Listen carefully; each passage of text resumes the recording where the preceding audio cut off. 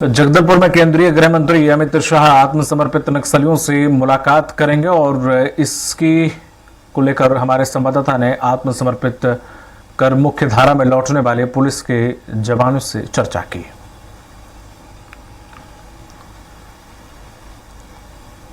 जहां एक और नक्सलियों के खात्मे के लिए नीति बनाकर जो है वो रणनीति बनाकर लगातार कार्रवाई कर रही है, तो वहीं दूसरी ओर आत्मसमर्पण कर जो पुनर्वास नीति है उसमें लगातार अपडेट करके नक्सलियों को मुख्यधारा से जोड़ने की कोशिश कर रही है। हमारे साथ ऐसे ही एक व्यक्ति है जो पहले नक्सली में थे, उसके बाद आत्मसमर्पण करके अब मुख्यधारा से जुड़ चुके हैं। उनसे बात करेंगे। बागा राम आपका करनामी आपका नाम है, आप आत्मसमर्पण करके किस तरीके से वापस लौटे और क्या चीजें हैं जो आपको मुख्यधारा में लौटने के लिए जो है वो आकर्षित करती है? मैं 2020 में 2010 में पार्टी ज्वाइनिंग की। पार्टी ज्वाइनिंग करके 2020 तक जो मुझे पार्टी में काम किया। 2020 में मतलब सरकार का जो नीति है, सरकार का जो विकास है, उसको देख के मैं दोनों पति पत्नी पार्टी छोड़ के मैं घर आ गया। घर आके सीधा जो मेरा में जुड़ गया। इसमें जो पहले क्या है 2001 से लेकर 2016-17 तक पूरा जो नक्सल प्रभावित इलाका था सुकमा, तो उसी के प्रभाव के चक्कर में हम लोग क्या है उनका जो ये राजनीतिक है, उनका जो नाच गाना के चलते हम लोग पूरा उधर चले गए जी।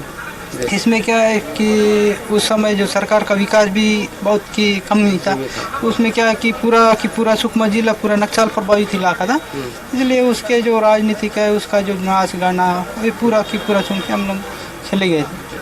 जब आप वापस आए तब आपके जीवन में किस तरीके से परिवर्तन आया? क्योंकि वहां रहे होंगे, किसी तरह की सुख सुविधाएं तो मिलती नहीं होगी। जब आप अब लगभग आपको 4 से 5 साल इससे मुख्यधारा जुड़े, किस तरीके से परिवर्तन है आपके जीवन में? जी, मैं जब कम से कम 9-10 साल रहा पार्टी में, उस समय की बहुत ये बेकार ज़िंदगी जी। कम वाला ये पुलिस पार्टी आने से बैर की जो सुखना है, खाना पीना नहीं सही टाइम से नहीं मिलता था।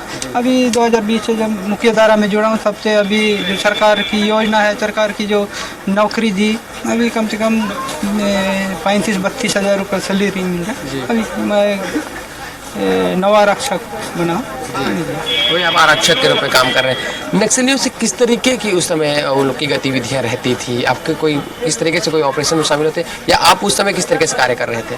उस समय मैं ज़्यादा की जो मैं कटेकलन प्लाटून 26 डिप्टी कमांडर थे, उसमें क्या है लोकल जो LOS के नाम से जो जनता को गोलबंद करना, जनता की जो मीटिंग करना, उसमें एक संगठन रहता है। अच्छा। उसको हम लोग जो प्रोटेक्शन देना, उसको सुरक्षा करना, वही काम ज़्यादातर हम लोग करते थे। तो मेरे साथ कम से कम 16-17 जन रहते थे। जब आप लोग शामिल हुए थे तो पूरे गांव शामिल हुए थे उस समय में? नहीं, हम लोग क्या है वहाँ पे कम 3-4 लोग गए थे हम लोग। अच्छा जी। तो ऐसी कौन सी चीज़ है जो आपको प्रभावित करती है वापस आने के लिए? क्योंकि लगातार सरकार प्रयास कर रही है और अब तो और भी अच्छे पुनर्वास जो नीतियां हैं वो सरकार की हो चुकी थी। ऐसी कौन सी चीज़ें हैं जिससे जो अभी भी नक्सली हैं, क्योंकि उनको भी आना है, मुख्यधारा से जोड़ने का प्रयास लगातार सरकार कर रही है?